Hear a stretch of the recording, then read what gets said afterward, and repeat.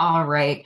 Well, welcome everybody. Tonight's class is winning the college game where admission strategy meets financial strategy. And just so that you guys have an awareness of who we are. So my company is called Crystal Clear College Planning, and we have Scholar Service Center is like our back end office. So you will see those names in conjunction.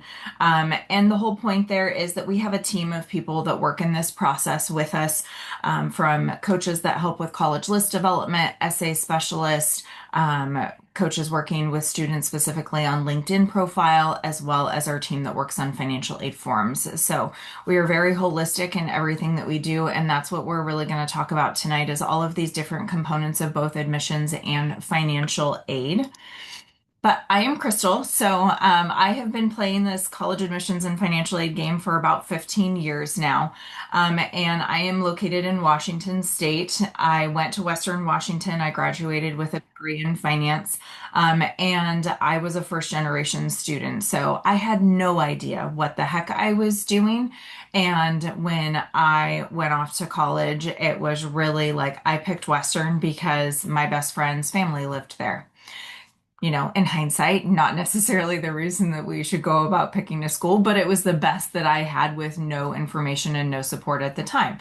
It all wound up working out. And out of college, I actually wound up working with a financial planning company in Linwood. I thought back in the day that I wanted to be a financial advisor. And once I started working in an office, I realized that that really wasn't what I wanted to do, but I really did have a passion around understanding college affordability. And so they introduced me to that concept of how do you not just pick schools that you can get into, but that are actually affordable. And so that was where they helped me launch my business. And I've been doing this for 15 years at this point. So some fun tidbits about me. I do love to travel. If you wind up being friends with me on Facebook or any other social, you'll see that. I have 3 Bengal cats because it's a weird thing. Apparently, you can't just have one. You have to have a whole collection. And then I do have a 9-year-old daughter, and then I have a bonus daughter who is in her 20s at this point in time, which is just crazy. So, um, enough about me. Like I said, we're going to talk about all things admissions and financial aid, but I do like to hear from you guys first. So put in the chat for me how much you think college costs. And I always like to start with public schools first, and too much is always a great answer, Nathan. And you will see just how much too much really is at this point, and it is ridiculous. But I like to look at, like, if you think about a public school for 1 year, all inclusive, tuition, room and board, books, miscellaneous expenses, how much do you guys think a public school goes for 1 year? Put in the chat for me. I look at Kelly, 35, 50, 30 to 40. I know, and we already said 100. It's like we get the whole range, right? I'm gonna say, Kirsten, maybe pop out and pop back in and see if that fixes it. It might just be a want to reboot your Zoom in order to get rid of the echo. Um, yeah. So, and this is what's insane, guys, right? Like public schools, it's about 27,000 in terms of the average, but that's the average across the country. And you're going to see like current kind of pricing in terms of schools, but it is about 38,000 at University of Washington right now for all inclusive. Whereas like University of Virginia, I want to say has won the highest public school sticker price, at least last time I checked. It's always subject to change. And I think it was around 90-ish thousand a year, which is kind of insane for some. Like some of these are 70 to 90 for some of these out of state public schools, which really puts into context like how silly, like if I want to go to California, the UC schools are 3 times as expensive, right? Like it's gotten ridiculous for sure. But then when we look at the private schools, this is what I call the normal private schools. How much do you think it's going to change, guys? Tell me what do you think the all-in cost is going to be at the privates? 60, 70, 80, double. Right? 150. Gosh, when we get to that point, I might cry. And this is what we call sticker price, right? Just like when you guys buy cars, you have the list. Nobody likes to pay the list. Nobody should pay the list, right? As long as we're looking at how we pick good fit schools, which we're going to talk about tonight, that's where we start to understand where we can bring that cost down. Average is about 56,000, but it's one where we have to understand where we have opportunities to get money at what kinds of schools and where we don't and where that doesn't exist. And often where that biggest challenge winds up coming in is those elite institutions that are over 100,000 a year at this point in time.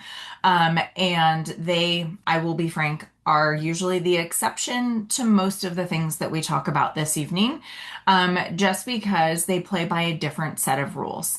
So we can definitely clarify those things too as we go through, but it's understanding that the elite schools have a different model in terms of the kinds of money that they give. And so we'll go through that a little bit more. Now, interesting question already. Does a freshman have to stay in the dorm rooms for their first year? My favorite answer to everything. It depends on the school because nothing is cookie cutter in this process. And so one of the things to confirm is depending on the institution.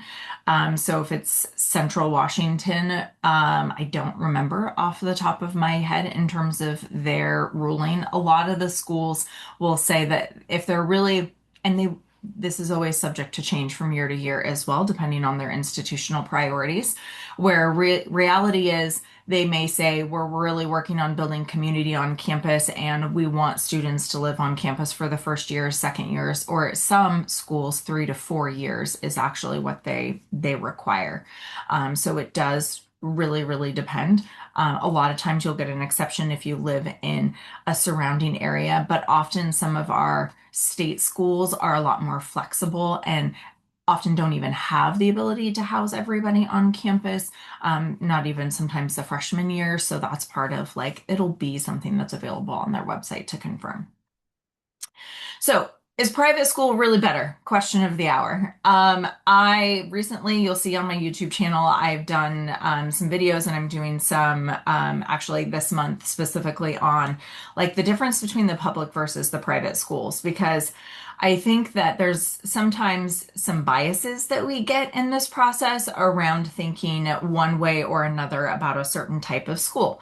And what you really just need to understand, like basic here, is to say, what is the goal of the institution, right? So if you think about a big state school like a University of Washington, right, you are going to have to fight a little bit more to get access to resources, and say like research, right? Like that's not going to be a thing that's going to happen freshman or sophomore year. Versus on the flip side, at a smaller state school or a private school, that's going to be something that's going to be more readily available. And a lot of times it's like that experiential hands-on learning, the research, the internships, those things that are actually setting our kids up for success to get a job post-college. And that's where we really like to start thinking about there isn't a right or a wrong. It's what kind of experience are you looking for? How readily available are those types of things? And are the professors actually the ones that are teaching the class? And how big or how small are those classes? And how well am I as a student going to be set up for success in that type of environment? Okay, super important. And this is where when we think about it, a lot of it does come down to graduation rates, and some schools are a lot better at getting kids out than others. And nationally, everybody posts 6-year graduation rates. When we don't want our kids to be there for 6, we want them to be there for 4. So I think super important questions are always to ask when you get on campus, like if you see scary statistics, what is behind that? Is it a specific program, etc.? But reality too is this can cost us more if we stay there longer, right? So I like to just do a comparison. Eastern Washington has about 50% graduate in 6 years, where on the flip side, Whitworth has about 64% that'll graduate in 4. So we just want to math it, right? How much is this going to cost me? Well, Eastern roughly costs about 28,000 a year. We spend 6 years, so we spend 168,000, and we didn't come out with that piece of paper at the end of the day. Whereas at Whitworth, the average cost is about 37,000. That is not their sticker price. We're going to talk more about that. For 4 years, we go, so we spend 148,000, right? it costs less and it's the opportunity cost, right? Like we got out 2 years sooner. Now we have opportunity to go out and make money in the job market. So I always tell people it's not the cheapest school on the list, like sticker price wise that you want to focus on. It's really what is going to be that end result at the end of the day. Yay! Whitworth is great. I thought it was a super awesome school. So we talk about goals in this process. We like to say we would like to get a private education at a public education price. Sometimes we can do better than that. And if we're looking at public schools, right? I'm a public school grad. By no means am I against it, but I still want us to be doing it at the lowest possible cost. So starting to understand what that means for us.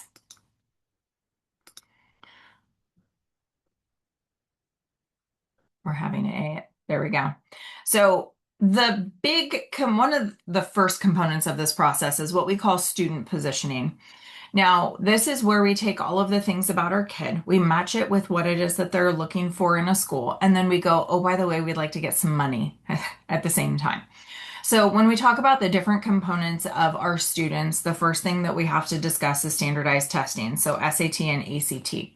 Now, the important thing to know is that some of those Ivy League and elite institutions have gone back to standardized testing. And now I've heard through the rumor mill that there's talk about stuff at the UC schools who were like adamant that they were going test blind. So who the heck knows what's going to happen? I will tell you in 15 years of playing this game, there have been more changes in our industry in the last 5 years than there have been over the total of 15.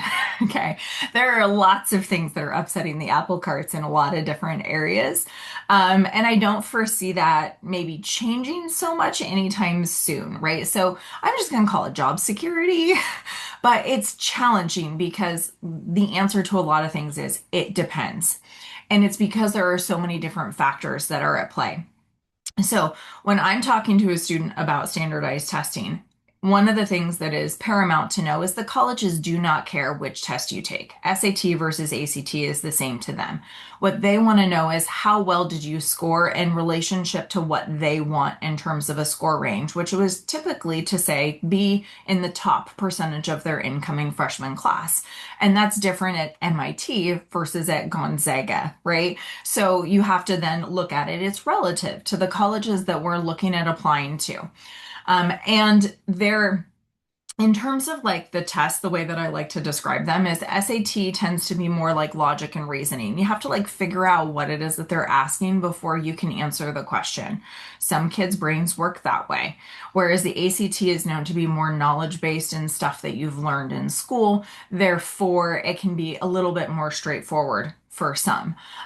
With the revamps of the tests at this point in time, they are both more, I'm going to say shorter, and ACT is known to be more fast paced. So you do need to be quick in regards to your testing. If not, then that can be a challenge. The sections, though, that like the writing section really is optional, like the essay portion. But some schools are still asking for the science section, which I know is now optional in terms of signing up for. So if you're not sure what is on your list as of yet, it is smart to take the science section so that you have it in the event that you need it. And then if you don't, then it's fine. Um, Super scoring when it comes to these exams is to say, I took my first exam in January, my second one in June. I did better on math the first time and English on the second.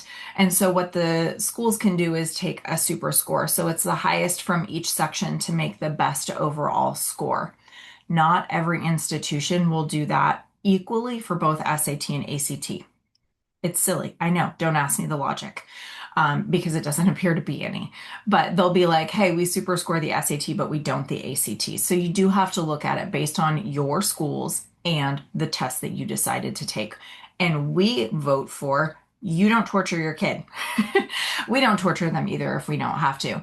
They pick one test. So typically at the end of, which is actually perfect timing right now, as this is June when we're having this session, is If your kid is wrapping up sophomore year, that's where we like to then figure out which one are you better at, SAT versus ACT. So we actually do a diagnostic test of each, and then you can see which one are you better at. And now I want you to study for that one test. And then I want you to aim to get registered sometime in the fall or early winter of junior year for your first exam and study. Crazy concept. And then if you're not happy with your score, you have an opportunity to retake it in spring of junior year. And God forbid, if you're still not happy with it, you can then take it again in typically early fall of your senior year. Early fall really means like the August or September kind of time frame. October is really stressful, and I don't recommend that. And so part of that is it's once you get where you want to go based on the schools, like that's what's important. But there is a distinction here. There are schools where we are looking at you need it for the sake of admission, or you don't, and they truly are test optional. If your kid doesn't score well, we don't submit scores if we don't have to. But it's smart to make sure that they have one under their belt as they're developing their list and then make that decision kind of end of junior year once you see where the cards fall. And also because at the same time, each year the colleges then will update whether it is required for the sake of admission and whether it is required for the sake of any scholarships. So I will tell you, kids that are applying to honors colleges or combined accelerated programs, oftentimes this testing winds up being required for no program for admission except for nursing. Okay. Like these kinds of caveats, as well as money. So, scholarships being tied to the sake of test scores is still a thing, and often will be a thing if your student wants to go for like their full ride presidential opportunity. So, I always tell everybody just don't shoot yourself in the foot. Like, if your kid is a solid test taker or could be if they put some effort in, put some effort in and see where it takes them. Um, and then it's just kind of like, it's a given. But I mean, if there are any students on the call, if not, you can send them this recording after and say, hey, listen to this conversation about all of these things. It is important for them to then study, right? Like, why take this test if you're not going to put in that effort and see where it is that you can take it? And I don't care what it is that you do as long as it's something that works for you. If your kid's super motivated and can use a book, great. If they need like a little bit of support, but they don't need a full-on tutor, there's some really great online programs. And so like our platform that we use is online, but gives you the ability to add a tutor. Therefore, if you need like one-on-one support and specific things, you can always get it, but you don't have to have it. And I know that tutoring can be super expensive, and within our access, it's actually really affordable in the grand scheme of things. So that's where, and I will say, as kind of like a caveat, which isn't on the slide, but I saw somebody mentioned actually a test that I don't know what that stands for, but reminded me of, I, you know, I've had over the last 5 to 7 years, probably since COVID, honestly, students fleeing from Washington going to the South. Like the South has gotten really, really popular.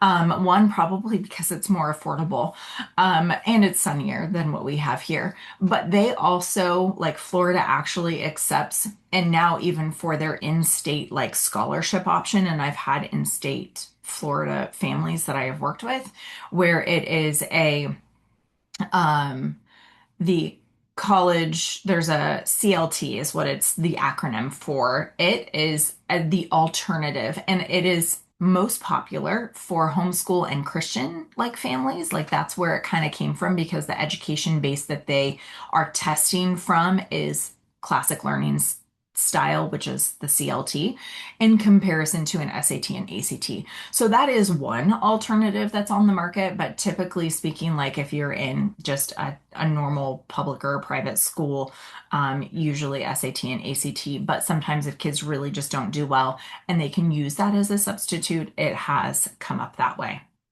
Well, that would explain why I didn't notice that in terms of like the military test. So typically speaking, I have not heard like military testing being a substitute. It would be more like if you are applying for military, um, then you've got a whole bunch of other things that you have to jump through, and that is going to be one of those tests. When you are applying to a military academy, you still have to do SAT, ACT. Like that's still part of their requirement. Now, this is an article, it's been around forever. And really, this is just to give you context. College is a business, straight up. Okay. And this was a school, Claremont McKenna in California, fairly decently known. But an administrator got caught faking SAT scores, therefore had to resign. But if you think about this from a college's perspective, right? Like, why in the world would somebody risk their job in order to fake an SAT score? Like, what does the college get out of that? Okay. So, what the college gets is prestige, right? They look better in US News and World Report, Princeton Review, and all of that sort of stuff. And then that makes alumni happy. And then there's some happy alumni often donate the money. So, this is what I call the vicious cycle. And this is where it's a challenge. Again, I'm not going to say it's a right or a wrong. This is just the way the business works in the sake of college. And so if a school has an institutional priority to say they want to increase the incoming freshman profile of their school, they will do that with students that have higher GPAs and higher test scores. So when they are wanting those kinds of things, I think University of Alabama is a great example. They have a minimum GPA, I want to say it's like a 3.5, 3.6 or something. And the higher your test score, the higher the scholarship. So they are buying kids with test scores. Like that's their model. They can change that over time. University of Arizona was buying GPAs up until a couple of years ago, and then they realized they couldn't fund as much as that they were trying to do, right? So it's one of those things where you just have to recognize that sometimes you scratch the college's back and you give them what they want, then there can be some good reciprocity on the other side, and usually that reciprocity is in the form of money, okay? Now, the good news is we know that there is more to our kids than just standardized testing. But the devil's in the details here. So the colleges are looking at a student's GPA and the rigor of the schedule. And I will say, especially, having a lot of, being in Washington, the thing that I hear most often than not is, Crystal, how do I get into University of Washington? I have a video on my YouTube channel. You can go watch specifically on that. But part of this is recognizing every school expects you to have a solid GPA within their scope of their incoming freshman class, and they want to see your rigor of schedule. That is baseline, right? And outside of that, it's not just that I have a 4.0 GPA, which means I should get into name that school. It is did I get a 4.0 doing no AP, running start, IB, or rigor like coursework? That's not the same as doing full IB or taking AP or doing full or part-time running start, right? That is the rigor component. So they want you to do that and do well, right? Combination. And that is pretty straightforward across the board in regards to schools. And then they want to see what are you up to in terms of activities. Where you can start to shine is taking on leadership roles within stuff that you're really passionate about, whether it's a sport you play or a volunteer activity or something else that you are really engaged in. And what are you doing to explore your areas of interest, right? Like you don't have to be great at everything, exception, elite institutions. I shouldn't laugh. But it is one of those things where, right, they want that well-rounded student, and well-rounded has a really high bar at those colleges, versus a normal school where like University of Washington wants to see that you're involved, right? And usually it's community oriented. It's, what are you doing to yet again explore your interest? Where are you showing that you have taken initiative, etc. And then diversity is not just like ethnic diversity anymore, right? It's geographic diversity. It's thinking outside of the box about where you stand out in the pool of applicants. And this is one of those things that can be challenging just to kind of see from a website, and is really great when you get to get on campus and have a conversation and do like the admissions hoorah and be able to ask like, what kind of students are you looking for right now? Like, what is the demographic breakout of the school? Are they looking for kids from Washington State or Ohio or wherever it is that you might be? And that is something that they're going to work for. So, like, I was just in Baltimore at conference, and I think it's always fun to do these sessions after I've come back from stuff like that too, because it's, well, the nuggets that come out, and one of those was Towson is a really awesome, like mid-sized state school that isn't astronomically expensive like some others. And they give scholarships, but regionally, they have more money to give to the states that touch them for the students, essentially trying to match their state school pricing to get them to come to their school. But then at the same time, across I asked, I was like, well, I'm in Washington. What are you doing to get kids from Washington or other parts of the country? And he was like, we still have scholarships. It's just more competitive. You need to have a stronger GPA because there's not as much money for those kids across the country as there are, knowing that most of our students come regionally. But they like to be able to say they've got kids from, 30 states versus all of them, right? Like they're more of a regionally based school. They've got to work harder in different ways. Therefore, there's money opportunities. Okay.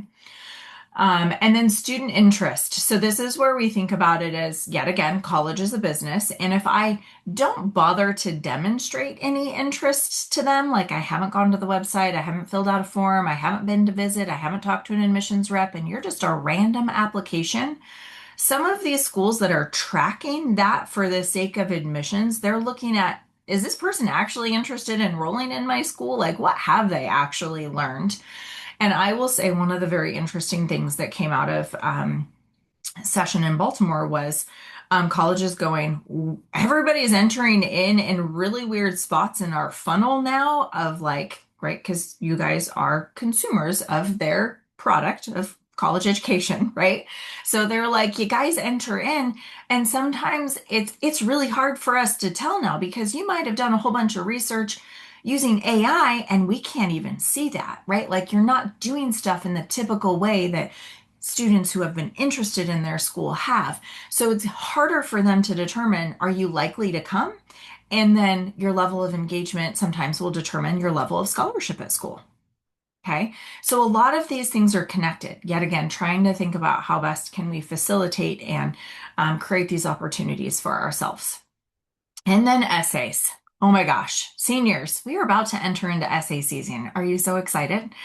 It's one of those things where like literally I've been working on our essay process for the last month, and it is crazy as well, just how much importance is being placed on these, especially with um, the ability to say like I can write, right? Like I don't need to use AI. Like I can critically think, and I can show my authentic voice and who I am.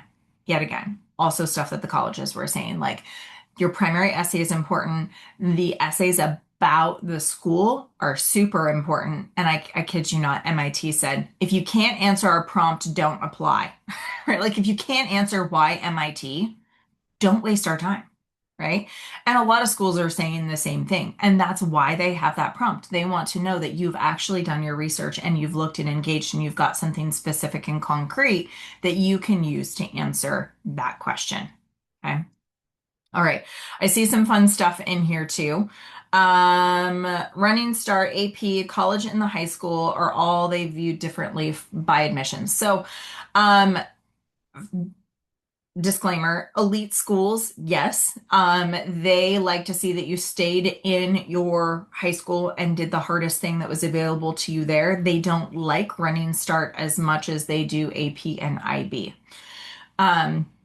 Whereas the rest of all of the other schools, like they didn't have a preference in regards to which one. There was actually a session about this last year where there was a panel of like the variety of like flagship state school versus kind of mid-tier private school and kind of, the others in between. And everybody said the same thing, like we just want to see the rigor. Um, how do you take a full load of Running Start when each class equals a full year of class in high school? So, a full load of Running Start is 3 classes. So in Washington State, if you opt to not go in, junior year to, and I was a Running Start student, so I was a full-time Running Start student, so I can also speak of this from experience. But you do 3 classes every quarter. And so you actually get bonus classes. You will graduate with more credits, and it is more college level credits by the time you are done, is what that looks like. And how critical is a campus visit for demonstrated interest? So I tell people, by no means do I expect you to get on every campus. And like a University of Washington, if I would say a general rule of thumb, like a large state school, the Ohio State, right? Like the big ones, they are not necessarily tracking it for the sake of admissions. They're probably going to be tracking it for other things like is their marketing working, and how they're getting kids. But when it comes down to it, it's each school. And so like in part of our data set, we look at and have conversation about like, is that a box that's checked? Is it not considered highly important to them, etc. And it's one where virtual visits can also substitute for that. And part of it is demonstrating interest, and the other is my kid actually interested? Right? Like vibe check. And I will tell you more often than not, my favorite part of like this process is when kids go and get on campus and they have this idea of what it is that they're looking for in a school, and then they get on a campus that they think that they like for whatever the reason is. I already had a feeling and knew like, yeah, I don't think so, because you're describing kind of a different type of school. And then they get on campus and they go, oh my gosh, I absolutely loved it. And I loved this for this, this, and this. Or they get on another one that they really thought they liked and they go, oh, I actually really didn't like it. And this was why. Yeah, I know. Yeah. But they have to see it for themselves, right? Like, they're teenagers. How much do they listen to you as a parent, right? Like my kid is 9 and I'm already in that boat. So it's one where, anyway. Does alumni help with interest? So alumni is its own category. There is less emphasis on that now than there used to be. How do you get a scholarship and how do you know you have one for that college? We will get to that. I'm going to keep going. Okay. So we've been talking about the stuff that makes up our kids, and I'm going to show you David Letterman style first, how you guys typically pick your schools, and then we're going to talk about more of like what is going on, yet again, the business side of college. So you got to think about it from another perspective. But how you guys actually pick your schools, students, boyfriend, girlfriend, all my friends are going. We do know that that is sad but true.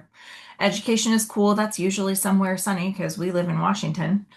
And it's a party school. Don't tell my dad. I have heard that one too. Good sports teams has merit, especially if we want to play a sport. But disclaimer, if we get hurt, I still want you to like your school. And then parents, you're always stinking easy. Usually the thing that's top of mind is how much is this going to cost me? And then quality of education, right? We definitely do want that. I went there. We do usually get some parental pride in the mix. And then any school within 2 hours drive of home. This is usually mom, but not always. And then window sticker. So that's just pure vanity, right, guys? Like Princeton's going to look really good on the back of my Tesla at this point. Also sad, but true. Okay.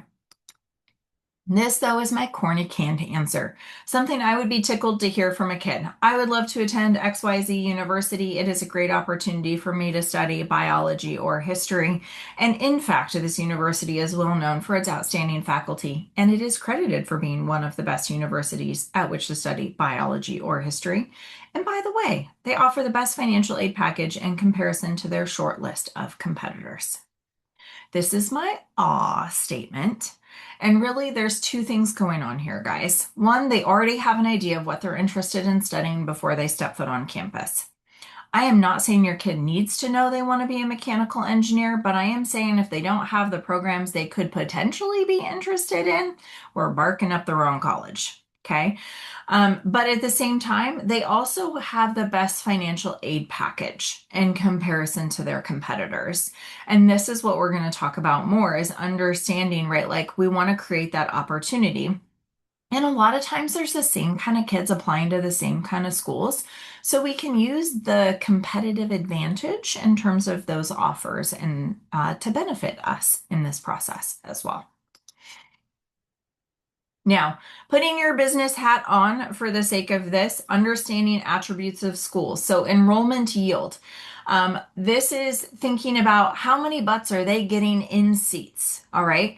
A lot of people will focus on acceptance rate, which at a lot of those schools, crazy. Like, I even had parents going, oh my gosh, when did that school get so hard to get into? And it's like they're getting down to single digit acceptance rates. I don't know who's won at this point, but I know that I think there's somebody that's at like a 2.5. I should go double check, but I think that, I mean, it's just insane, is what it is.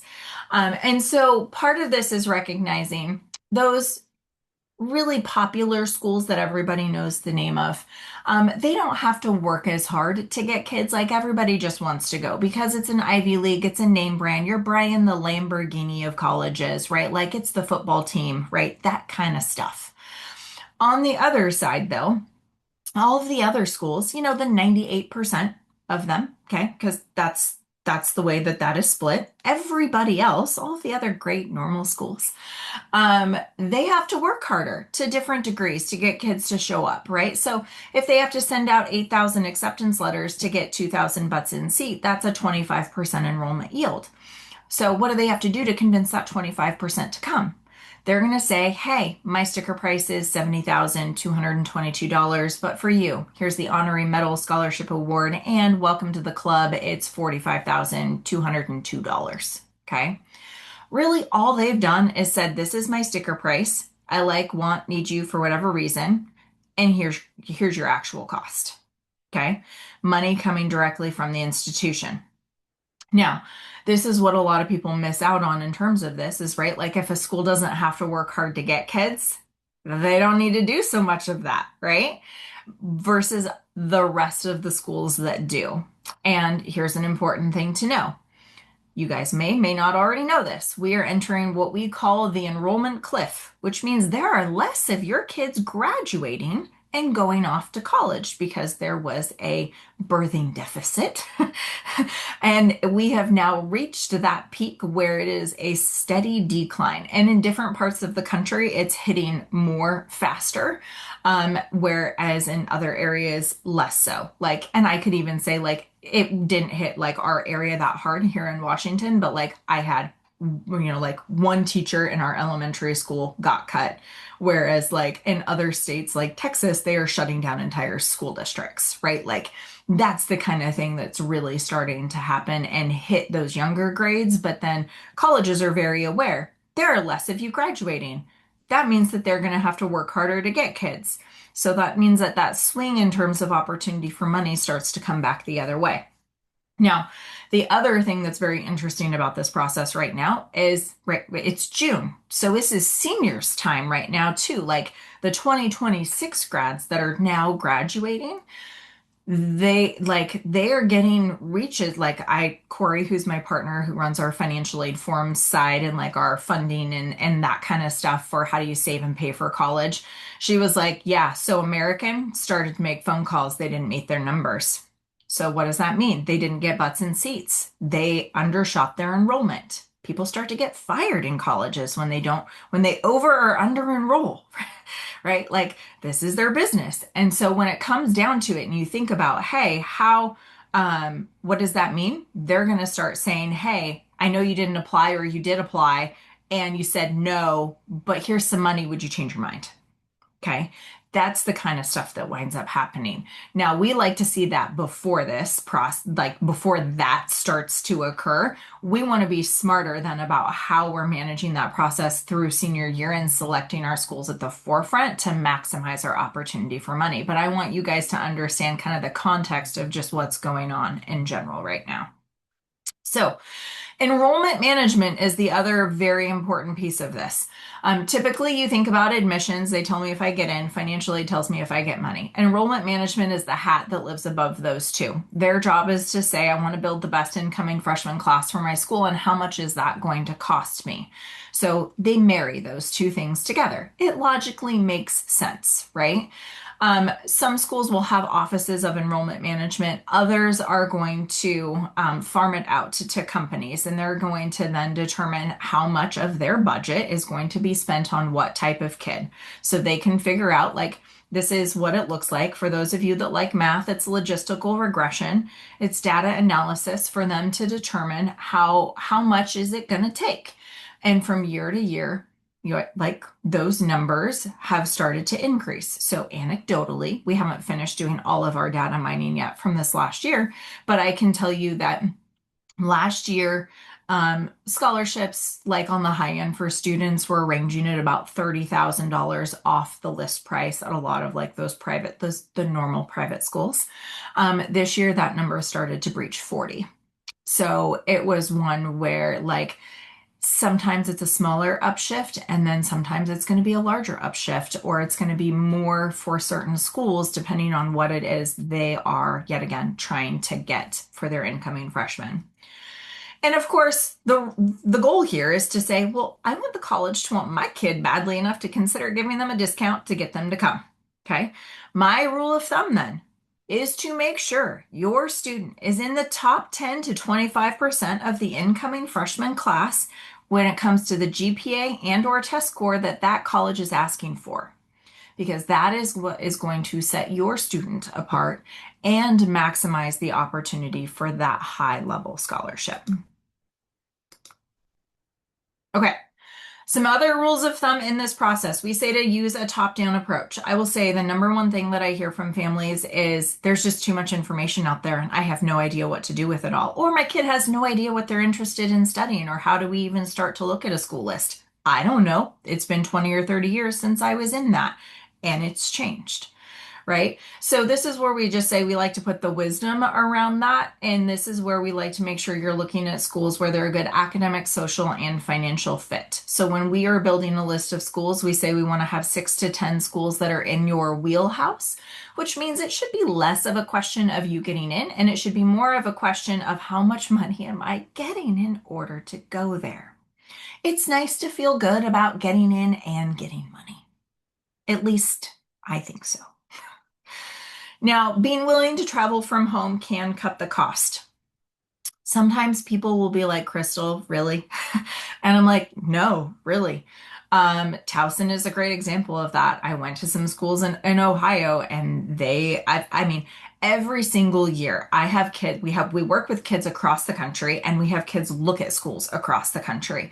And when you think about, like a Goucher or some of these other schools, yet again, that are working really hard and have really fabulous student to faculty ratios, research opportunities, and experiential learning, you'll hear me use that word a lot, where they get an opportunity to really grow as a human and set themselves apart.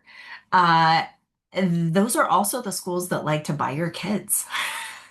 Which is just crazy. And there are hidden gems like that across the country. I will say, I feel like on the West Coast, though, we do get shafted a little bit. I ain't gonna lie. There aren't as many because we don't have as many schools over here as they do have on the Midwest and the East Coast. So being willing to travel can be an interesting exploration. Okay. And then looking at retention and graduation rates. So this is, like we want to make sure kids like it and are actually coming back, right? They're retaining. And then graduation rates, which we're going to look at here in a second too. But like we talked about earlier, we want to get out in a timely fashion. Okay, end of story. All right. The money side of the conversation. Are you guys still with me? Put it in the chat, give me a thumbs up, give me a yeah, something. Or are you guys still with me? Paying attention. Okay, awesome. So for the parents, now we're going to talk about money. So this is a comic that's been running around. We've got mom and dad going, move back home, kids. Today you're so lazy and irresponsible. Your mother and I started out with nothing. And the kids going, yeah, guys, I wish I would have started out with nothing. Okay, we know the moral to this story is we don't want our kids to be a bad student loan statistic. However, student loans don't have to be bad as long as you're using them smart and you have a plan on how you're going to pay for that thing when you're done. And I will tell you, I mean, I've got happy stories and I have horror stories. So I will tell you, I'm going to call it kind of a horror story from this last year where, I mean, I worked with a student for about 2.5 years. Great kid, worked really hard academically, was so-so, was a dancer, was interested in business, and had some really like wants to be a professional dancer. And if he didn't get into a company, was applying to schools for a combination of dance and business if allowed. Well, they told me from the get-go USC was at the top of their list. And I was like, well, guys, you know how much USC is going to cost you, right? 100 grand a year. Oh, yeah, yeah, yeah. And just like wouldn't listen. I can't tell you how many conversations, blue in the face, right? Like all the things. And I'm like, yes. And how are we going to make this happen though? Like we need to have those conversations. Not willing to do it until they got accepted to USC, and that's where the kid is going. Okay, 2026 grad. He is going to USC at 100 grand a year. This is a family that makes 250,000. You don't just come up with, and I will be the bearer of bad news or the stark reality, whatever you want to call it, right? Like we ain't coming up with 100 grand a year when we make 250 and we live in Seattle like that unless you've got assets hidden somewhere and they didn't, right? So then it's an entirely different conversation now. How much can we borrow? How can we borrow it? How much can you save? How long is it going to take us to pay off this debt so that your kid isn't crippled in it, right? Like we have to be smart about those decisions. We encourage those conversations sooner. Like, it's nice if you want to start that sophomore, junior year, especially if you know you're looking at a very expensive type of institution and we're not going to qualify for aid. Like, then we need to be making different, smarter choices, right? So, holistically, right? Like we can look at this as there's a lot of stuff that's been happening in the student loan space that has changed our strategy. Financial aid forms, same conversation, and that is always subject to change. And that is worth that understanding and having conversation about. Because as you start to look at some of the costs at some of these schools, you go, huh. Okay. I will say some of it is also inflated because they'll always throw in like an other category, which is usually things that you're already paying for. And at some schools, it's only $1,000 a year. At other schools, I've seen it be 5 or 6. And so, and transportation. If it is more local or I'm driving, that's going to be different than getting on a plane however many times a year. Okay. So there's some understanding that needs to go behind some of this. But what's crazy is like Pepperdine costs more than Harvard, right? List price wise. And then do I have Virginia on here? Oh, I guess it's at 85. Although I think these are numbers from last year, so it probably is higher at this point in time. But you're starting to see the trend. And the biggest concern here is really this. 25% of public college graduates will graduate in 4 years. National average is 6.24 years for a 4-year degree. Like all schools report 4-year don't report 4-year graduation rates, which is insane. So this is the list price. This is tuition, room and board, books, miscellaneous expenses. What I call the all-inclusive college resort, assuming you thought your kid wasn't going to pick up a finger and get a job or help pay for stuff. Okay, the scary side. Okay, and that's why we want to talk about understanding where do we have opportunities to bring this down and where do we not and why. Great question. Is it better to go to community college first? Is it frowned upon essentially at 4-year schools if you transfer? So no, it is not. And so like I have a lot of people, right? If you're on the Seattle side, we have the Seattle Promise and it is super appealing to say I can do 2 years of college for free, rightfully so. And then you can transfer. You're just going to be doing this process. And then at that point in time, when your kid is looking at transferring, usually the benefit at that point, I was a transfer student because I did running start, but I did not graduate I didn't have anybody advising me, guys. I was 2 classes short and then had to take it over. One wasn't offered. And so it literally took me a whole year to take 2 classes. So I was considered a transfer student to then transfer to Western.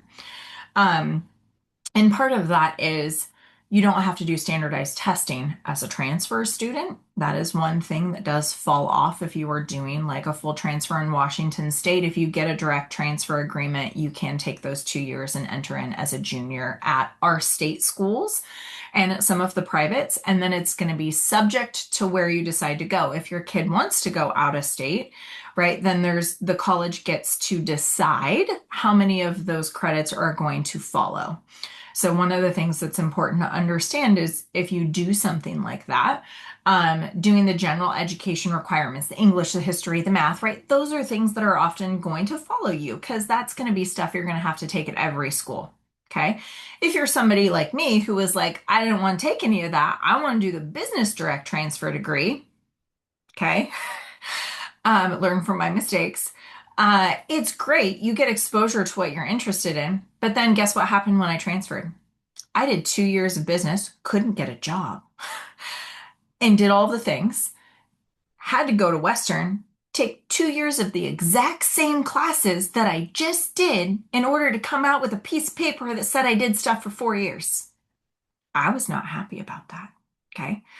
But it's one where then like it's the recognized, you could do tech school. There's lots of pathways, right? Like the 4 year is by no means an end all be all, right?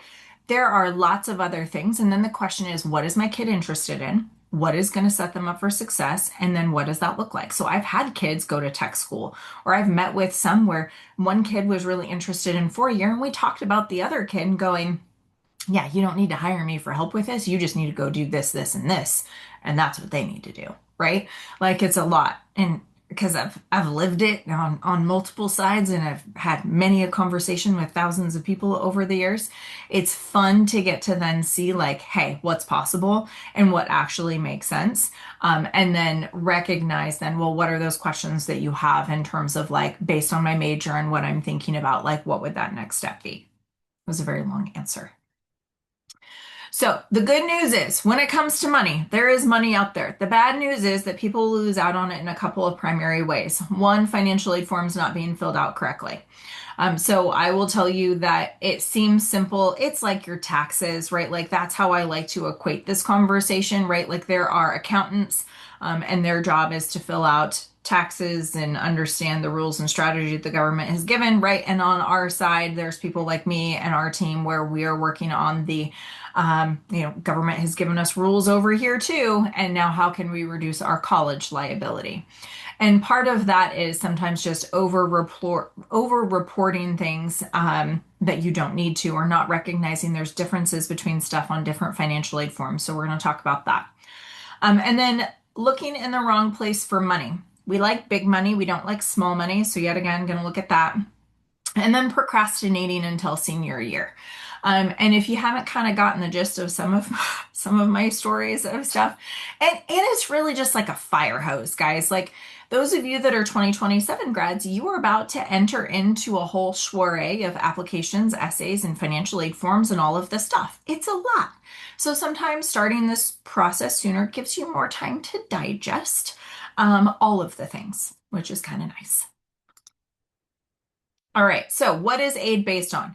There's two big categories here that people will typically think about. Financial need, my income, my assets, and then the merit, which is the stuff that makes up my kid, right? Their GPA, their test scores, their extracurriculars, etc. But then I have this other thing on here called enrollment management that we talked about earlier. And this is where kind of it becomes a gray category. Goes back to this term I keep using called institutional priorities. What does the college want and need? And then what do they need to buy in order to get? Okay. And they're buying your students to certain degrees. So enrollment management, if we think about this within an example, if I have two families, students are equal academically, but one family has $100,000 in the bank and the other one has zero. From a college's perspective, that means that you have 100,000 abilities to pay them more than somebody who has zero. Okay. So that means if you think about it, who has an opportunity to get more money? The one with zero. And this is where it's frustrating Believe you me, I know. Um, and there's a lot of different ways that you can look at stuff. We have high income families that can use tax strategies and asset repositioning in order to qualify for money, right? We have middle income families that can do the same thing or can then start to set aside and use strategies to be able to save and pay for school in unique ways that they didn't think was possible. Okay. We have low income families that then you're learning to pick schools smarter where you're going to get that need-based aid and you're not going to get shafted. Okay. So it really just depends on what bucket you're in, what strategy we can use in terms of being able to make this stuff work. Now, where is all of the money? Well, there's a lot of it out there. One of the biggest chunks, though, is in federal loans, and we like to look for the free money first. So that's what we call the institutional grants. Now, this is the biggest bucket of money that is often missed by people because in order to maximize this, you got to go back to what I said earlier. Make sure your kid is in the top 10 to 25% of the incoming freshman class in order to best position yourself for that money. Now, when you look at my chart, what is the one thing I want you to put it in the chat for me? What is the one thing that is so small that it didn't make it on here, but everybody always talks about it when it comes to money for college? Retirement accounts do not count against financial aid. We're going to talk about that here in a second, though, Heather. Work study. Nope. Starts with an S. I'll give you a hint. When it comes to money, what does everybody always talk about? Scholarships. Yes, exactly. So this is where I define the word scholarship. Understanding. We look for money first. Institutional grants. That's money coming directly from a college. When I used my example earlier, my cost is 75. Now, congratulations, it's 45. That's money from the colleges. Okay. Scholarships, we think of as outside scholarships. When we say that word interchangeably, it's like it's a hot mess sometimes. And understanding this big umbrella of money that is out there. Scholarships are a very small portion of that. It's $1,000 Rotary Club, it's a $500 BECU scholarship, stuff you have to apply for every year. Versus I can get a $20,000 or $30,000 per year scholarship at an institution that is renewable for 4 years. I like extra zeros. Okay. So this is where you just have to understand, yet again, where is that opportunity? And if I go get an outside scholarship, some schools are mean and they do what we call scholarship displacement. So there is a calculation in this world that is the cost of attendance, which is the sticker price we looked at earlier of schools, minus our SAI, which is our student aid index. When you fill out the financial aid forms, how much the government's going to say you can afford to pay for school. That number is relative. We will talk more. Subtract one from another, you're going to get a need. You go get a resource like an outside scholarship, then the school can modify your need. So numbers wise, you can see our school cost 38, our SAI was 24, so we needed 14. Now I go get a $2,000 Rotary scholarship, so that's where families will go, great, I have $2,000 less I have to pay for school. Not necessarily. The college can then say, I want to reduce down your aid from 14 down to 12. We're going to modify it. So now me as an institution, I don't need to give you the full amount because you went and got $2,000 from somewhere else, right? So all it did was displace it, right? So you just did work for the exact same amount of money. It's obnoxious, okay? This happens more often than not with schools where it's need-based aid, especially. So the number one question that you ask if you are a need-based candidate of any institution you are applying to, if my student gets an outside scholarship, will I lose out on institutional aid dollar for dollar? Okay. And you'll see at the end, like the platform that we use that you can get access to for free is actually has scholarship displacement policies in it. And it is one of those harder things, like you have to ask or you have to have a resource like that in order to be able to see what that is, right? And then you're making smarter decisions before you're telling your kid to go do all of that work. You know whether it's going to benefit you or not. Okay.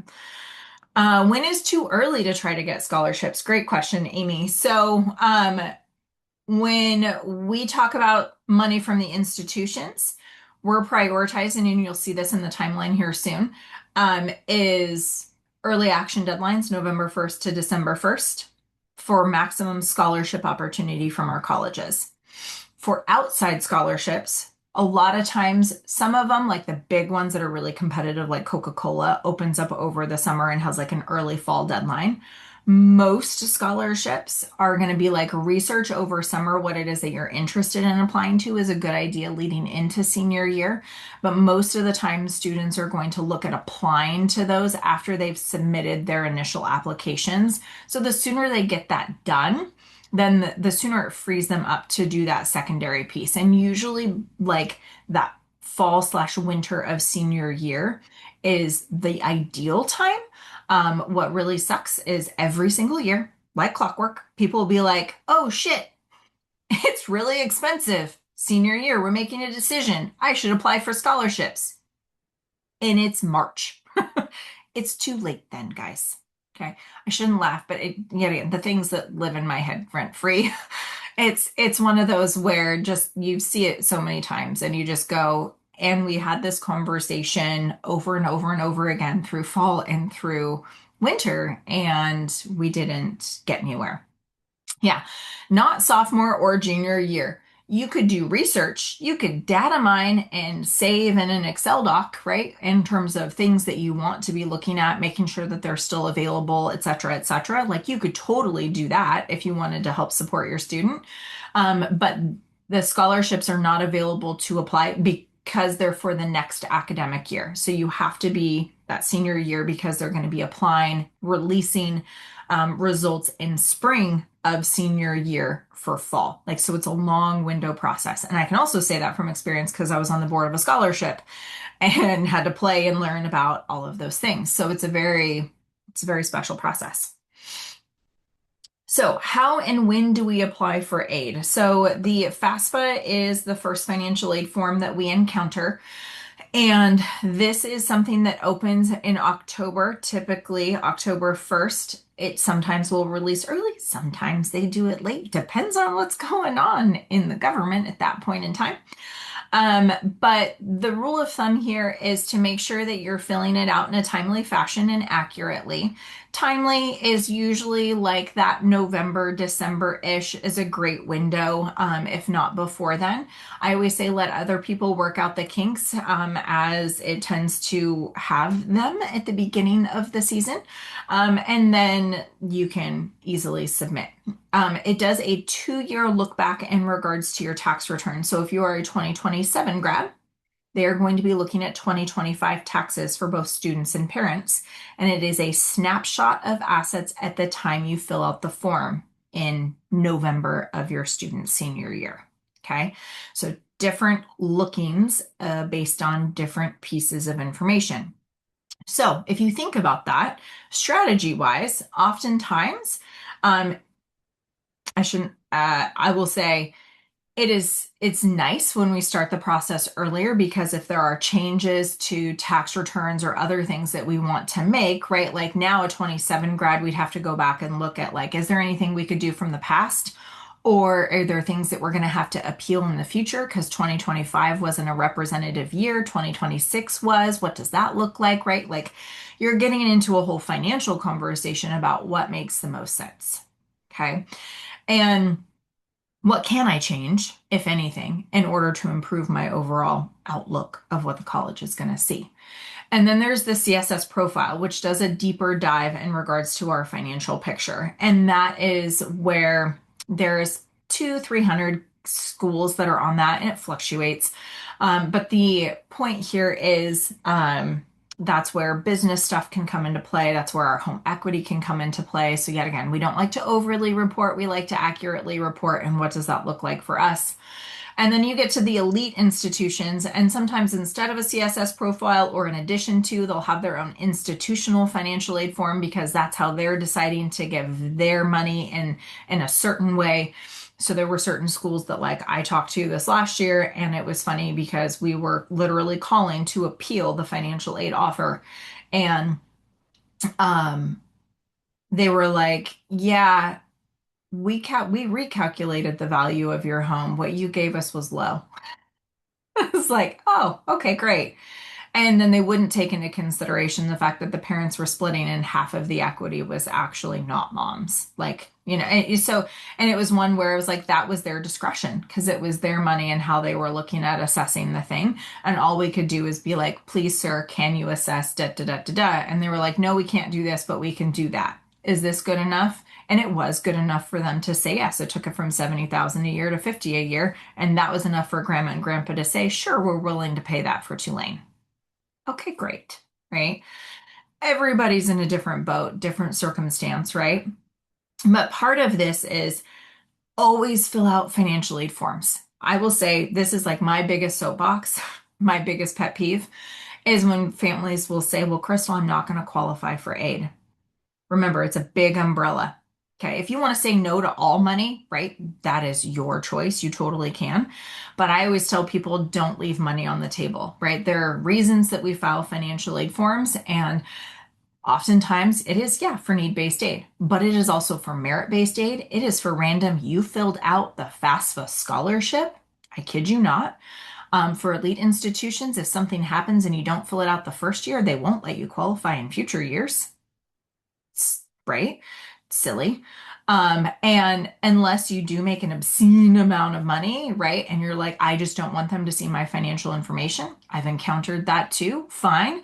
But if your kid is wanting to apply to really hard schools, it is smart to show them that you have an obscene amount of money and that you have the ability to pay because you're a full pay candidate. You're willing to float 100K a year. You're subsidizing somebody else's education.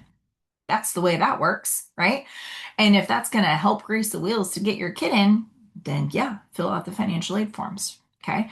So it goes in a lot of different directions, and you can't appeal financial aid if you don't give them data. And some schools actually will say they actually track the likelihood that you're going to enroll in it as like a version of demonstrated interest. Like if you have submitted, you are more likely to enroll. So I've seen colleges be willing to give more money and or negotiate more with families that have done all of the things. We don't use the word negotiate when you talk to a college though. Okay. That's just, we're going to call that an internal word. Okay. Now, private versus public. Really, this doesn't, I mean, it could say public, public, private, private. Really, it's just understanding the quality of aid. If I need it, I want to get it from a school, and not everybody is good at giving it. So here you can see we have a school that cost $30,000 a year. Our SAI was 10, so we needed 20. The school gave 100% of what we needed, 80% in the form of free money, 20% in the form of a loan. So when we add it all up, I need to fix this slide. It was $14,000 for what was a $20,000 a year school. On the flip side, this school looked cheaper at 18 grand. Our SAI stays the same at 10. We need 8. They gave us 50% of what we needed. This is what we call gapping. Okay, they shorted us. And then what they did give us was only 2,000 in free money and 2,000 in the form of a loan. So it wound up costing 16 grand for the $18,000 a year school. Just because it looks cheaper doesn't mean it's always going to be the cheapest school on the list by the time you are done. Okay. My favorite conversations are those ones where we get to like strategize real fun about like divorced families and who can we use on forms? Where do we qualify for need-based aid? Where are we going to get the most need-based aid? What does that look like for us? Okay. One of the interesting things too is when it comes back to like qualifying for financial aid, there are a lot of, I mean, it's not a lot, but like the top tier schools, they have started to understand, right? Like making 200,000 a year, especially in New York or LA or Seattle means nothing. And they have started to like, you can still qualify. Like Princeton, I want to say is one of the best in the country still, like in terms of like the amount of money you can get with a higher income, like some of those thresholds going up to 250,000, but with reasonable assets. Okay. Super important. If you are loaded asset wise, that does not help us in terms of qualifying. So yet again, strategy in terms of what makes the most sense.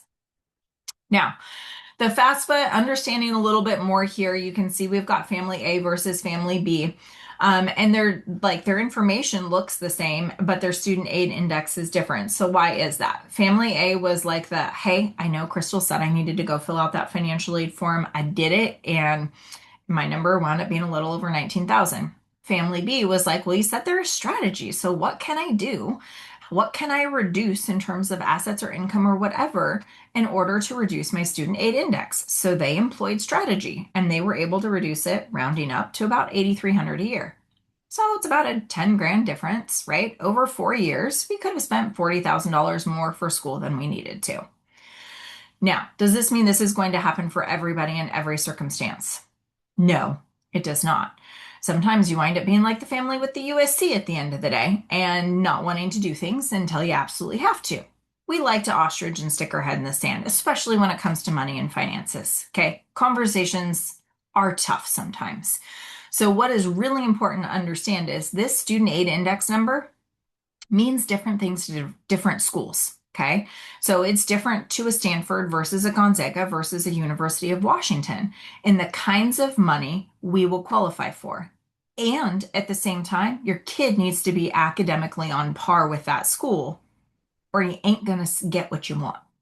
Okay, so this is where we like to calculate this number to make sure that then we understand what is that opportunity for us, our family, and our student as we want to start to develop out that list. Now, more in regards to strategy, there are different types of assets when it comes to these financial aid forms. So we call it accessible versus non-accessible or exempt. So somebody had mentioned this earlier. Is retirement included? No, it is not. Retirement is exempt.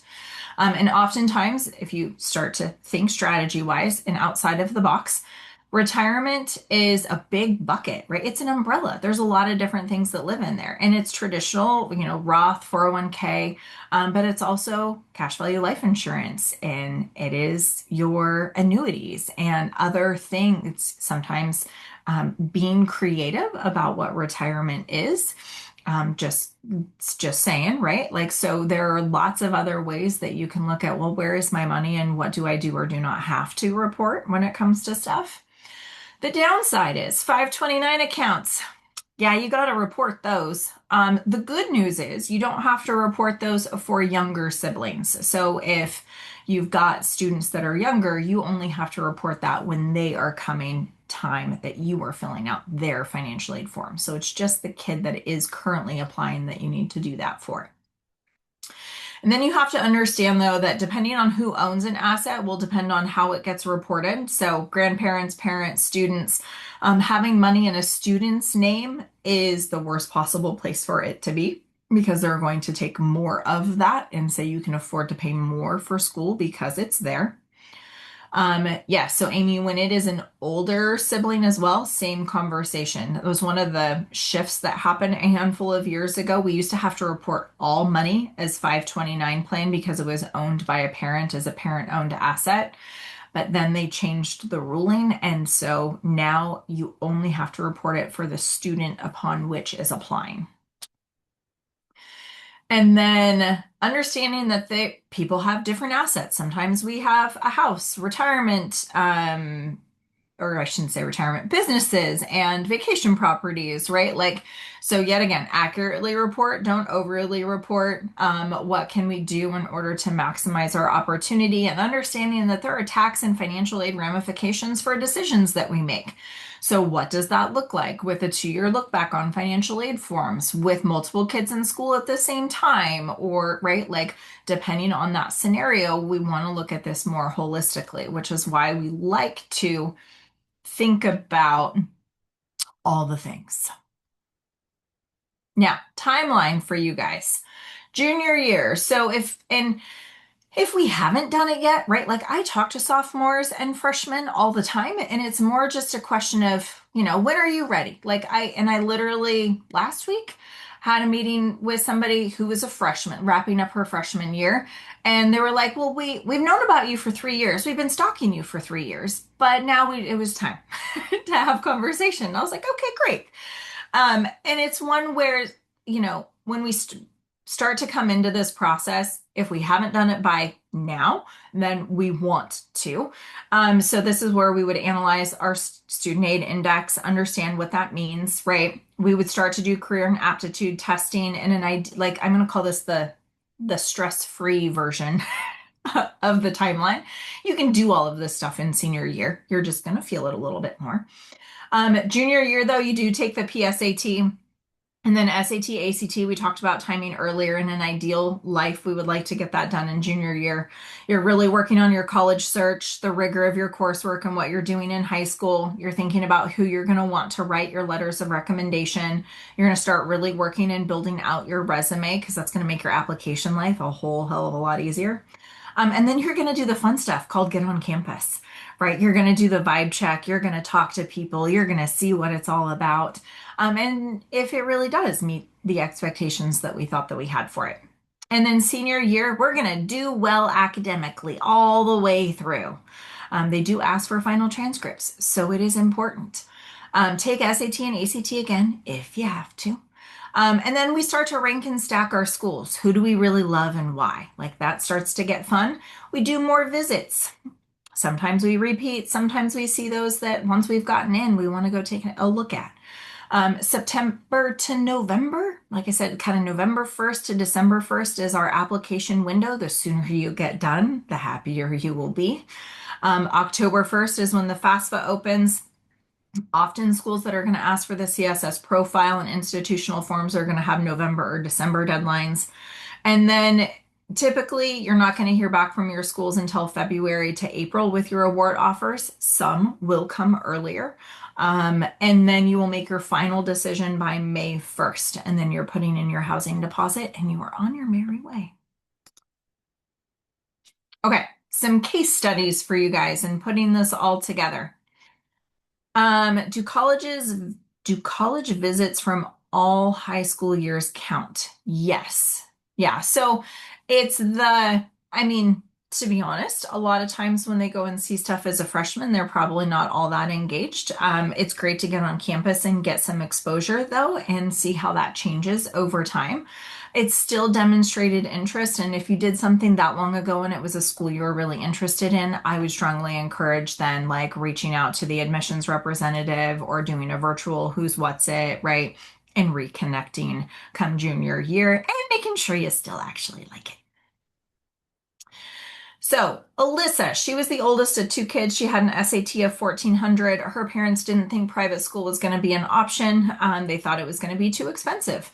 They had an income of 72,000 a year. They had some money saved up in some various assets. So their first run through of their SAI was 26,000 according to the profile and 16,000 according to the FAFSA.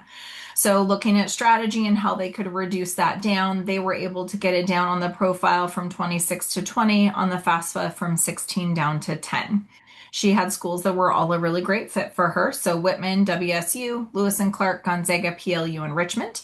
Whitman and Lewis and Clark were about 45,000 a year at the time. She wound up getting 31 a year from Whitman. Lewis and Clark gave her 26. She chose to go to Whitman, paying about 14,000 a year, which is roughly the tuition and fees at University of Washington right now. Rachel, she was a biology pre-med major, had an SAT of 1460. Her dilemma is she only had 3 schools she was interested in. So she had to go do more of that college search side. She did find 10 that she really liked and applied to. You can see they have a pretty high family income of 360. They had about 300,000 saved up in various assets. So their initial student aid index was over 116,000. And with some work, they were able to get it down to 95,000 a year. The beginning, I could always make a joke where there wasn't a school that cost 95,000 a year. I don't get to make that joke anymore, and it's not funny. So the reality here, though, is most people will look at this number and say, well, Crystal, that's still really high, 95,000. Like they're obviously still not going to get any money. No, that's not true, but you just have to understand what happens here. So and Drexel was the school that she wound up choosing. She got about 34,000 a year for what was then a $52,000 a year school. So she went paying about 20 grand out of pocket. She also got an offer from the Illinois Institute of Technology. She could have gone there for just over 9 grand a year, but instead she chose Drexel. Really, though, there's a few things that we need to be asking ourselves is one, was this a need-based award or was this a merit-based award? Well, if we go back, she didn't need it, right? Because her number was still really high in terms of her student aid index. But then if we think about it from an enrollment management perspective, like we talked about earlier, was this maybe a pure merit-based award? Well, this is where it becomes that gray category. And so if we think about it with our example we used earlier, so let's say we've got Rachel and we've got the clone of Rachel. Both have a high family income, right? And one has 300,000 in terms of assets and the other one has zero. Who does the college feel like they need to give more money to in order to get them to come? The one with 300,000 abilities to pay or the one with zero abilities to pay? Hmm. Okay. So this is where it becomes that gray category. It's institutional preference and priority. It's how much do they have in their budget? How much do they want this kid? How well does that elevate their incoming freshman class, right? All of these things you're going to see connecting the dots. And this is where, yes, they were able to reduce down their student aid index, but it was still high. But what they did was they took a resource off the table so that it didn't look like they had an ability to pay so much as somebody else. So then it created an opportunity to get more money. So this is where that kind of challenge becomes, and nobody likes it, right? This is college as a business. This is not as happy as sometimes we would like it to be. And so that's why we just talk about strategy and positioning ourselves to make sure we're really maximizing everything that we can in this process. So the good news is we are here to help if you would like it. So in our process, we like to do an onboarding session with a student and parents. We calculate out that student aid index. We talk about need versus merit-based aid. What opportunities do we have?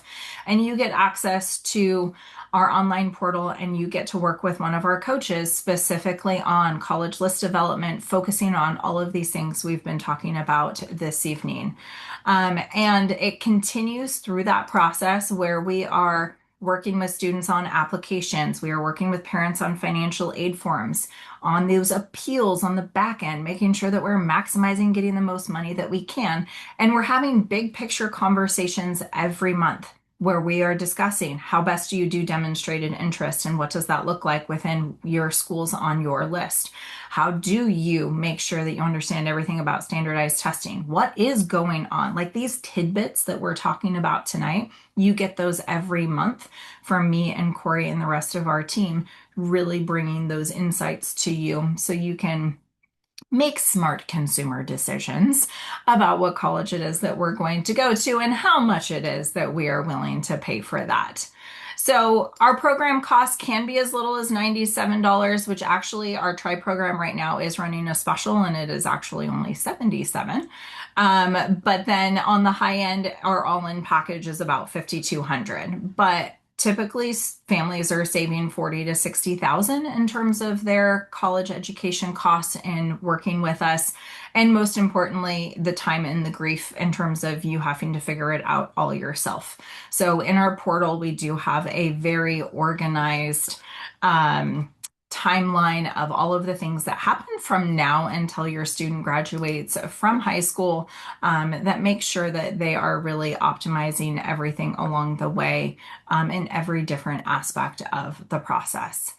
So I'll drop this link in the chat so that you guys have it here. And I'm going to show you that program that I was talking about earlier as well. So it is $99 for us to get together and have an initial consultation. You are going to get a ton of value out of that time because we are going to talk about your kid and your finances and put together any questions that you have, we're going to get answered, but we're going to put perspective around what is the opportunity for you moving forward to make, the next step, whether you decide to work with us or not. And so in scheduling that, one of the things that we do offer, if you schedule in the next 24 hours, you get access to our internal platform that typically families would pay $97 a month to get. You'll get then to see those scholarship displacement policies and a whole bunch of other fun stuff. So this is just some of those screenshots of what it looks like. When you get to plug in your schools, you can see the testing requirements for what's actually happening right now, all side by side, and who is actually submitting. So literally, and I'm going to put this as a disclaimer right now too, SAT and ACT, right? Like you might be like, oh, Carnegie Mellon prefers SAT. No, they don't. It is equal. It's just that more kids from certain parts of the country, like Washington is an SAT state. Like SAT has market share here, whereas in other parts of the country, like the Midwest, like Ohio, is probably an ACT state. Like that means in their high schools, they're hosting ACT days where we're hosting SAT days. It doesn't mean anything, but what is important to know is that like if overall the percentage that is actually submitting to schools is really low and it is optional, like they really don't care. Like if my kid doesn't score well, I don't have to worry about that, right?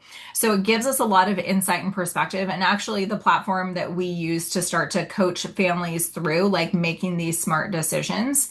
And then when we look at aid, it actually looks at your student's academics and your financial picture and will determine what is our merit-based aid or need-based qualification.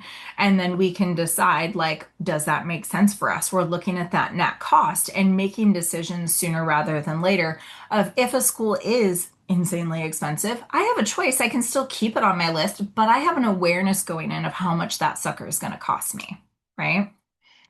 And then when we look at like other scholarship opportunities as well, like each school, like you'll see like their partial tuition versus their full tuition, right? And the different opportunities could have separate deadlines, usually January, February, March for those kinds of things where schools are, you're going to apply for regular admission and normal scholarship stuff first, and then you're going to apply for additional opportunities. And that's also another thing that people don't take advantage of as much as they could, and realizing that they're going to hide the extra money, right? Like you're going to have to work for it and do some other things. And it could be an interview, it could be an essay, right? So we want to make sure kids are taking advantage of that if that fits them. So overall, right, like you can then decide Carnegie Mellon, is it worth 86 grand a year with inflation? Because that stuff does go up year after year. So that's $363,000.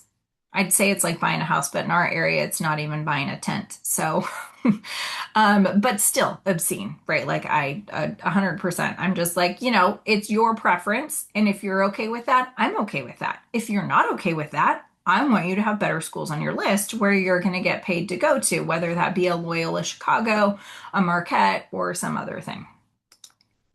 Okay. So, I'm happy to stay on for a few minutes and answer questions too, but you guys have the link to the calendar. You're welcome to find some time. I will say right now, June is kind of a weird month. If there isn't a lot of availability, it's because I'm going to be in Chicago at conference, which means I'm going to come back with more lovely tidbits for y'all. But also feel free to find a time that works for you, whatever that is. In an ideal world, I love to see a parent and a student. If it just means that I get parents, I'll take that too. I think we can have good conversation. We can always record our session and send that to you after as well. But if you do schedule, you'll get access to that internal platform where you can start to play around with and do all of those things after we get together for our consultation. So also a really fabulous resource. And if you guys have any questions, feel free to reach out. I am going to be sending a post email out, and it will have the link to this recording as well, because I think we did a good job today. And then you can share it with family or friends or kid or spouse or whatever if people weren't able to be here tonight as well. So, what if your child graduates in 2 days? Oh, and decided that they want to go to Central Washington and was accepted. We throw a party, right? Yay. And Central, the good news is so Central is going to be, I'm going to say on the easier side of the spectrum. It really is going to be what internal scholarships do I have an opportunity to apply for? So I'll use this as an example. Like in our state, right? Like Central Washington State, University of Washington, if you're not at the poverty level, we don't qualify for state and federal aid. Okay. So that means that we don't have opportunities unless there's significant changes in financial circumstance that puts us in that poverty bucket based on our state. Okay. Which typically speaking, it's based on household size, but it's usually making less than $60,000 a year, to put it in perspective. Okay. So that means at a school like Central, your biggest opportunity is to apply for outside scholarships. So and right now, That's done because it's senior year. So you're going to be looking at two things. One, does Central have an internal scholarship platform like Washington State has one? And each school does things differently. Sometimes they'll partner with people, or sometimes they'll have their own things. Whatever department your kid is interested in, business or whatever, like STEM, find out if there are departmental and internal scholarships now that your student is an admitted student. That's a great job to do freshman year. And then it is the outside scholarships. Like that is where you will be able to stack that money, but then your kids got to do that work every single year. So summer is a great time to then research scholarship opportunities for then choosing to apply for the fall and winter for returning students. So we use Imagine Scholarships as that platform, and it has a blend between first incoming freshmen versus returning college student application for scholarship opportunities. And it's pretty affordable. You can see that on my website too. And if you have any questions, you can reach out. But like that would be the tactic that I would be looking at this point in time. Back to the running start question. Isn't 3 courses per quarter way more than 1 year of a full load of high school classes? What about taking 1 or 2 running start along with 1 or 2 high school? Yes, so it is more than a full load because typically speaking, right, you're doing three, if you do full time, you're doing 3 times 3 because 3 classes, 3 quarters. So you get 9 classes in one academic year. So that was when I said you have more credits than you need in order to graduate, but that means you have more rigor in more classes that can benefit you for the sake of admissions at some schools and for getting credits to transfer at others, right? Like, and in order to, if you do full-time running start with that level of credits, junior and senior year, you will graduate with your AA at the time you graduate from high school. And then that is where you have that opportunity to enter in as a junior at like our one of our state schools or private schools where they have that partnership. Sometimes at an out of state like WUI school where that reciprocity is more strong. Um, you can totally do 1 or 2 running start classes and still do high school. I've had kids do that where they're like, I have band or I have this or I have that, and I want to still do things here, and they won't do a full load. That's fine. You're just not going to come out with a full 2 years of credits, which guarantees, and if they're staying in state, right, that direct transfer agreement of full 2 years of classes come with me. That's the distinction. Does the consultation fee go towards a package if we decide to enroll? No, it does not. It is really just paying for the time at a discounted rate in terms of us getting together to calculate out, talk about all the things, and put you on the right path. Um, can I help you save money if you're going to community college? No, I cannot. Be very honest. And that is one where what I have found is at our initial consultations, like I've had a variety of conversations. That is kind of like sometimes also the value of you. I've met with many people I've never seen again, or people that I've met with for their first kid who knew they were going to University of Arizona or doing community college or whatever. And then I see them 5 years later.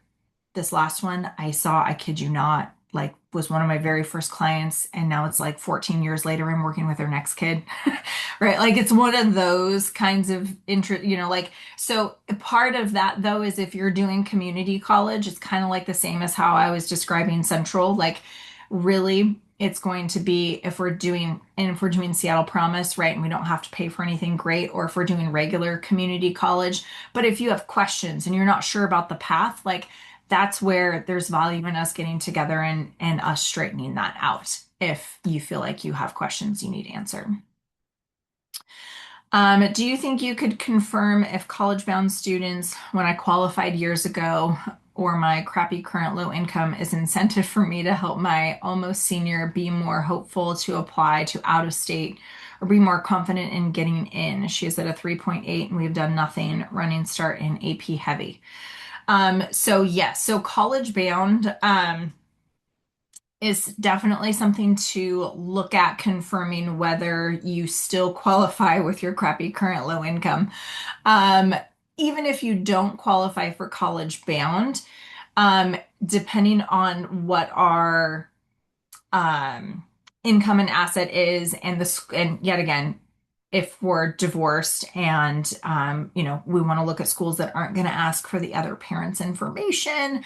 So the answer is yes, she could be more confident about looking at schools out of state with a disclaimer. So we don't look at large out of state schools. We would look at privates, and then we want privates based on where, with their strong academics, where she's going to get paid, and that's not everybody. So that's definitely worth a conversation. There could be some really fun opportunities for her.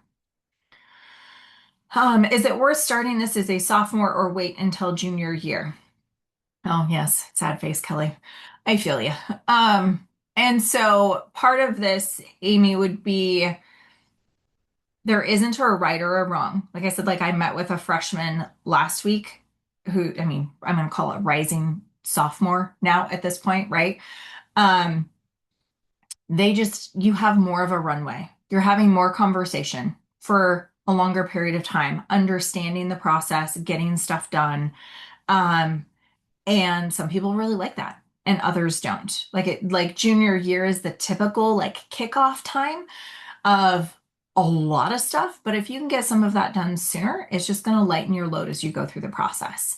So yet again, no right or wrong, just like when are you, and if the kid's not willing, I'll say this, if the kid's not willing to start having those conversations yet, that's often where, like at these initial meetings, sometimes it's just me and the parents because they want to talk about other stuff and their kid ain't ready yet. And then they're going to come back when they are, right? And we can have if you haven't gathered yet, I tend to be pretty transparent and pretty straightforward. And so if I don't have to take your money, I'm not going to take your money. And if it's not going to be a good fit, I'm going to tell you. And based on where your student is at and what those concerns are, right? Like we can have a frank conversation. Yeah. So good question, Amy. So the program levels, and you can see this on my website as well. And it is different tiers based on the level of services that people want to wrap together. The so it the program does aim for junior year and senior year at that flat fee. There is an additional cost for sophomore year, but it is nominal in comparison. So it really just depends on what it is that you choose to do. Yeah, which we can totally clarify too when we get together. When do they take the other parent's income into consideration? Like if I have full custody, do they take the dad's or the stepdad? Yeah. So when it comes in, you will see, you might really like this session, Kelly, on my YouTube channel too. You will find the session that I did on divorce, family, and strategy. And this is for any of you too. And that is one where the schools, when I was talking about the CSS profile earlier, that is something that they have a CSS profile non-custodial form. And so that's where um, if we're getting divorced from stepdad, he don't count anymore. He'll disappear. And it'll just be you and your income. But what if a school asks for non-custodial information, that's going to throw baby daddy back in. And that's where, depending on his income and assets, right, like then can change that picture of what we would qualify for. So an interesting strategy conversation around like who do we use, what's going on, and all of that kind of stuff is also good. Yeah. Um, yes, you signing up for a consultation would 100% help with that. So yes, and part of for those of you that are still left on the call too, it's the like I will send in the confirmation, you will get a data sheet of information to fill out so that we can have a solid conversation, right? And we will talk about all of those things, right? Academic fit, financial fit, all of the quirky things that are going on in your world that's going to yet again set you up for your next step. So. I want to thank you guys so much for spending your time with me. I talked a lot tonight. And so I hope if anything, you got some nuggets out of stuff. I hope to see some of you guys at a consultation soon. And you can look for the follow-up email as well. If you guys have any questions, you know how to find me. So have a great night.